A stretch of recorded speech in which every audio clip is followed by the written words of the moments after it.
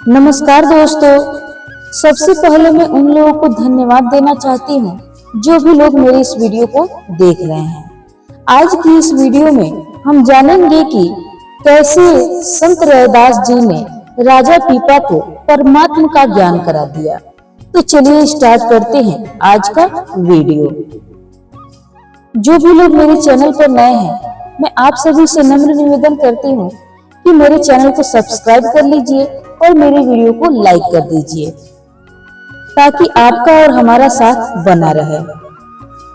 राजा पीपा एक राजपूत था जो कई वर्षों से राजगद्दी पर बैठा था। एक दिन उसे परमात्मा की चाह हुई क्योंकि उसे अपने जीवन में खालीपन सा महसूस होने लगा था। अमीरों और वजीरों को इकट्ठा करके उसने पूछा कि क्या कोई महात्मा है। उन्होंने कहा कि अमीर साहब और कबीरदास तो चोला छोड़ चुके हैं, अगर कोई महात्मा है तो वो जूते गांठने वाला संत रैदास ही है जो आपके महलों के पास ही रहता है। राजा मन ही मन में सोचने लगा कि क्या करूं अब मैं। परमार्थ भी जरूरी है, अगर मैं खुल्लम खुल्ला जाता हूँ तो राज्य पलट जाएगा, लोग विरुद्ध हो जाएंगे। दिल में प्रेम था तो उन्होंने सोचा कि कहीं रैदास अकेले में मिलते तो उनका मैं नाम ले लेता। एक दिन ऐसा समय आया कि सारी प्रजा गंगा स्नान के लिए चली गई थी और इधर राजा और उधर संत रैदास जी का मोहल्ला सूना था। राजा पीपा संत रैदास जी के घर गया और पुकार की, गुरु महाराज ज्ञान दे दो। संत रैदास जी ने चमड़ा भिगोने वाले बर्तन से थोड़ा सा पानी निकालकर दे दिया और कहा कि इसे पी लीजिए। राजा ने हाथ बढ़ाया और ले तो लिया और वे मन ही मन में संकोच करने लगे कि मैं भला क्षत्रिय राजा और ये चमार जाति का, और वो भी जूते वाला पानी। यही सोचकर राजा पीपा ने चमड़े के पानी को रैदास जी से छिपाकर अपने कुर्ते में ही गिरा लिया। उसने सोचा कि आज तो बड़ी मुश्किल से चमड़े के पानी से बचा हूँ। संत रैदास ये सारी हरकतें देख रहे थे, लेकिन उन्होंने राजा पीपा से कुछ नहीं कहा। राजा चुपचाप से रैदास जी के सामने झुका और झोपड़ी से बाहर आ गया और इधर उधर देखने लगा कि कोई मुझे देख तो नहीं रहा है। ऐसा ना हो कि कोई मुझे देख ले और सबको पता चल जाए कि राजा जूते बनाने वाले के घर जाता है। पर सब लोग अभी त्योहार में व्यस्त थे, सारी गलियां खाली थी। राजा जल्दी जल्दी अपने महल में वापस आ गया और मन ही मन में सोचने लगा कि आज तो बड़ी मुश्किल से बचा हूँ, आज तो मुझे वो चमार बना ही लेता। उसी वक्त राजा ने धोबी को बुलाया और उसे कहा कि लो अभी ये कपड़े धो कर लाओ। धोबी अपने घर उस कुर्ते को ले गया और दाग उतारने की बहुत कोशिश की पर दाग नहीं उतरा। फिर धोबी ने अपनी लड़की को बुलाया और कहा कि तुम इस कुर्ते को लेकर अपने मुंह में चूसो ताकि ये चमड़े का दाग जो है वो उतर जाए। लड़की नादान थी, वह कुर्ते से चूसे हुए दाग को थूकने के बजाय निगलती गई।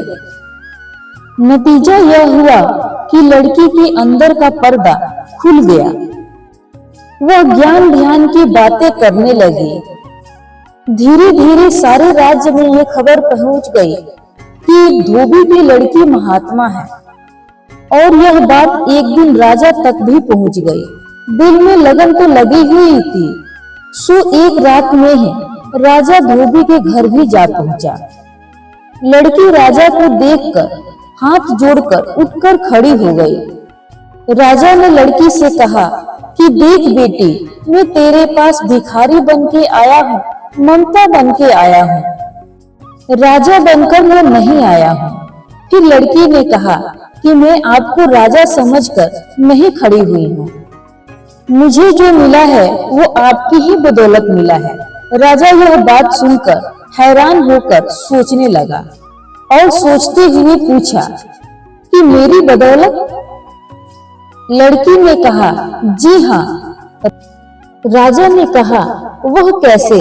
तो लड़की ने बताया, जो कुछ भी मुझे मिला है वो आपकी कुर्ती की बदौलत ही मिला है।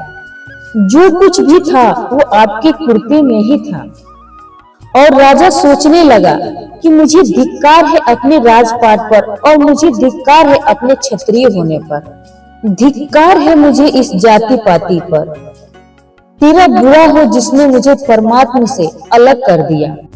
जब ठोकर लगी राजा को तो वह जाति पाति की परवाह किए बिना ही वह संत रैदास जी के पास मिलने के लिए पहुंचा और हाथ जोड़कर अर्ज की, गुरुदेव वही चरण अमृत फिर बख्शो।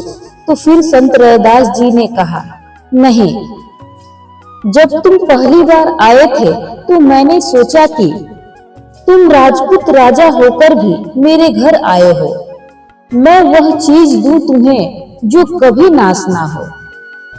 वह कुंड का पानी चमड़े का पानी नहीं था, वह अमृत था। वह परमात्मा का दिया हुआ पानी था। मैंने सोचा कि मैं रोज पीता हूँ, आज मैं राजा को भी पिला दूं। लेकिन तुमने चमड़े का पानी समझकर उससे घृणा की और अपने कुर्ते में ही गिरा लिया। इतना कहकर रैदास जी ने राजा को दिलासे देते हुए कहा कि तुम्हें अब मैं सुमिरन नाम दूंगा, प्रेम और विश्वास से ध्यान करना।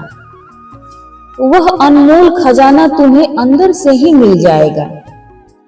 राजा को समझ आ गई और विश्वास था, क्योंकि उन्हें परमात्मा का शौक था। नाम लेकर सुमिरन की और महात्मा बन गया। राजा पीपा के शब्द गुरु ग्रंथ साहिब में दर्ज है। वह राज भी करता था और नाम भी जपता था।